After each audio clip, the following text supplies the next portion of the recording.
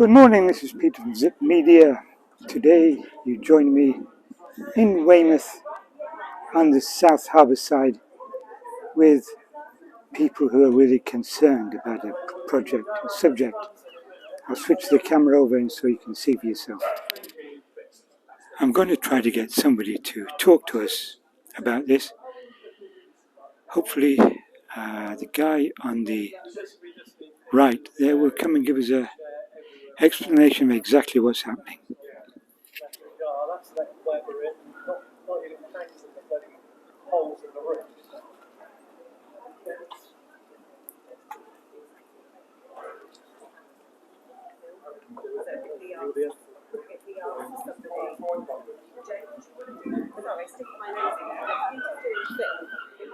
So the group has gathered outside the pub now,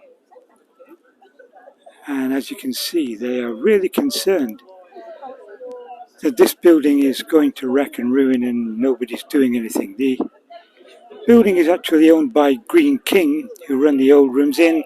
Sort it out, Greene King. Sort it out, Greene King. Sort it out, Greene King. Sort it out, Greene King.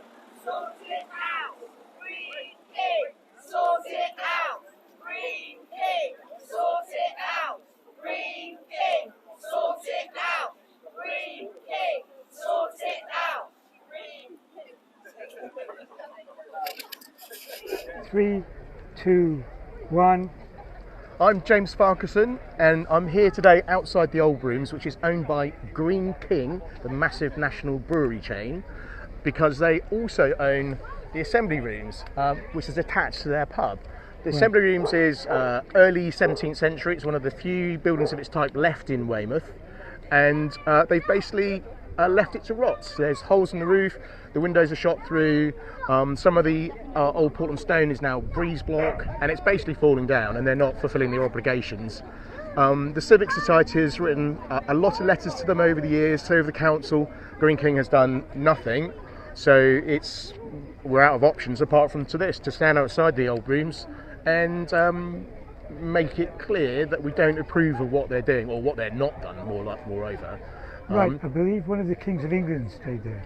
Apparently so. Apparently George III came here when there was some shenanigans going on in America. He came, I think he met his brother or his cousin or something like that, and from here he was introduced to the lights of Weymouth.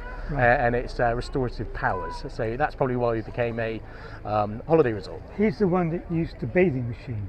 That's right. So George III, he wasn't very well, and his doctors recommended sort of a spa retreat. He decided that Weymouth fitted the bill for that.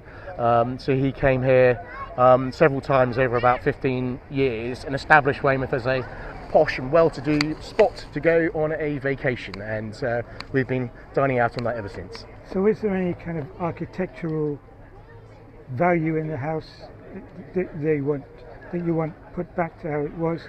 Fireplaces or? Well, that would be great in the longer term, yeah. But in the short term, we've got some recent photos from inside, and because the roof is leaking, it's going down through the floors and taking the ceilings out, and everything's basically collapsing. There was buddleia growing through holes in the wall, or making the holes in the wall, and it's just things like that make the building watertight coming into this winter, and we can perhaps worry about future uses of it and restoration of it properly later. The key thing for now is Greene King needs to sort the building out so it's weathertight. So what are the next steps after this? Well, hopefully Greene King will just see this and go, oh, that's something I now need to do, and it will go onto their to-do list, and they'll fix the building before the end of September, before the bad weather gets going. If they don't, we'll just keep coming back. On weekends we'll come every lunchtime and make it sort of not as easy to go in, not physically or anything, but just culturally less acceptable to go into the Greene King pubs in Weymouth, of which this is just one. People have power, as I've said in many of the videos before, and it's up to them to show it. Do not squander Weymouth's architectural heritage. Greene King Brewery, shame on you. putting profit before heritage and safety. Save our heritage. Hello, my name's Mark Vine. I'm part of the Dig the Streets organisation, which looks or tries to look after Weymouth's heritage.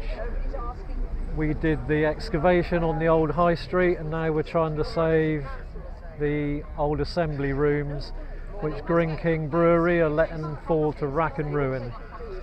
They really couldn't care less about it. They're giving us the same answers now that they gave 5 years ago, and they are prepared to let that wonderful old building just fall down, and they will not do anything about it.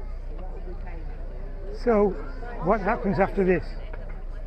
After this, You we just put... keep going back, just keep coming back. Oh yeah, every week. We'll Yeah. do it every week until they listen. We're going to put everything that's filmed and pictured today online and all their trade magazines, anywhere and everywhere, all over. Every media outlet we're going to send it to. The Echo have already asked to be sent everything, because they want to do a follow-up article. Weymouth heritage is vital. It's what keeps the town together. Buildings are being lost and left to rot. People power again. People have a say. People are trying to do something. As I say, I'm going to try to get somebody to do a quick interview about what is happening and the future. So, let's try for that.